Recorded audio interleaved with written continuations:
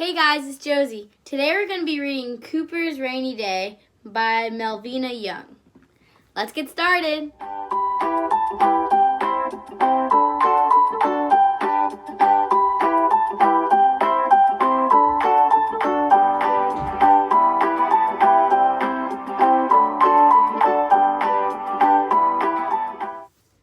Cooper's Rainy Day by Melvina Young.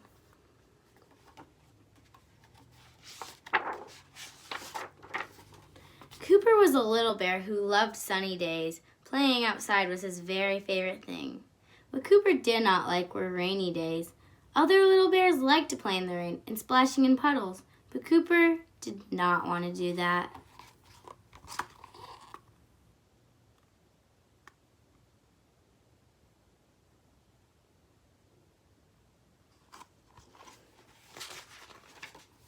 One drip-droppy day, Cooper tried counting the raindrops as they plinked and plopped against the window. But that was not nearly as fun as running, jumping, and climbing. Cooper was bored.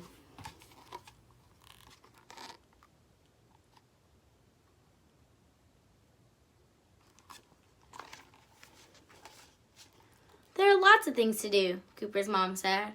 What about playing clean out Cooper's messy closet? No, grumbled Cooper. Or how about pick up all Cooper's toys? No way, he said. Cooper did not want to do that. I wouldn't want to do that either.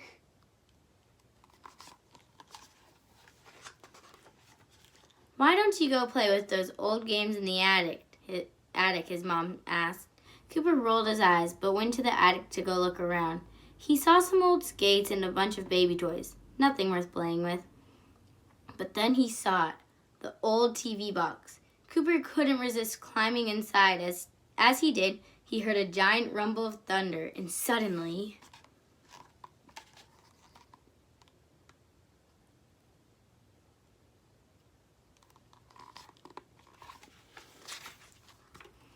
Cooper felt the box quake and shake.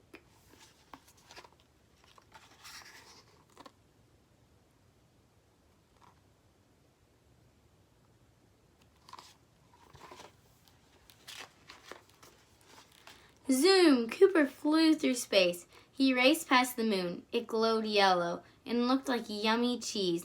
But there was no time to investigate. Cooper's rocket ship moved so fast that the stars zipped by.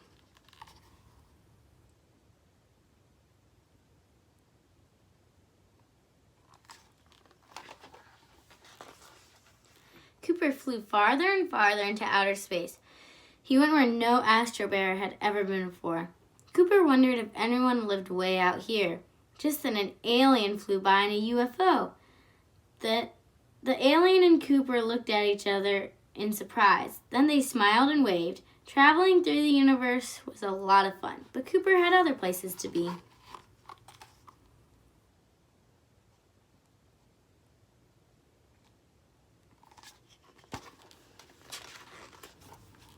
Splash! A water landing back on Earth. His spaceship turned into a submarine and floated down deep in the ocean.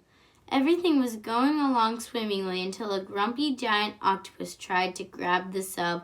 With a few quick turns and a steering of a wheel, Cooper got away just in time.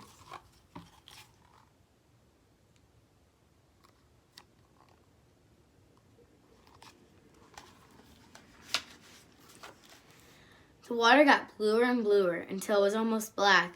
A whole school of glowing fish surrounded Cooper and swam along with him as he turned toward the ocean floor. Cooper waved goodbye as his sub climbed upward, exploring the ocean. This was fun, but Cooper had other places to be.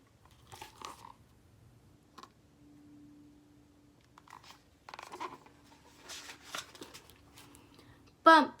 Cooper's sub turned into a time machine and had just smacked into a giant tree in the middle of a swampy forest. He couldn't see much through the trees, but he could see a huge brontosaurus. Cooper had a great idea.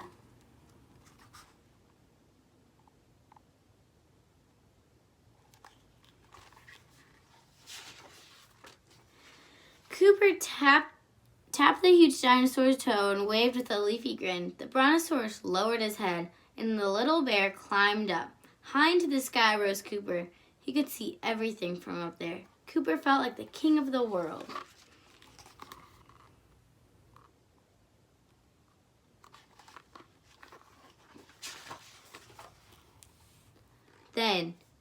Just then, the ground rumbled and Cooper heard a noise. Thud, thud, thud. What was that? Cooper slid down the dino's long neck. As the noise got closer and closer, whatever it was big and maybe dangerous. Cooper ran back to his time machine.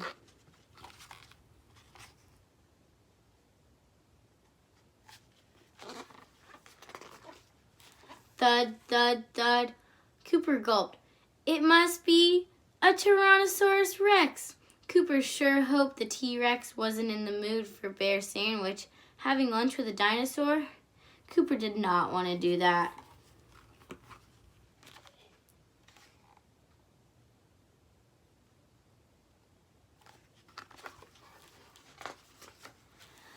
Thud, thud. Cooper, wait a minute. That wasn't a T-Rex. That was just Cooper's mom coming up from the attic stairs. Whew! The rain has stopped and the sun is shining, she said. Don't you want to play outside? Cooper smiled from inside the old TV box. That's okay, Mom, he said. Cooper had other places to be.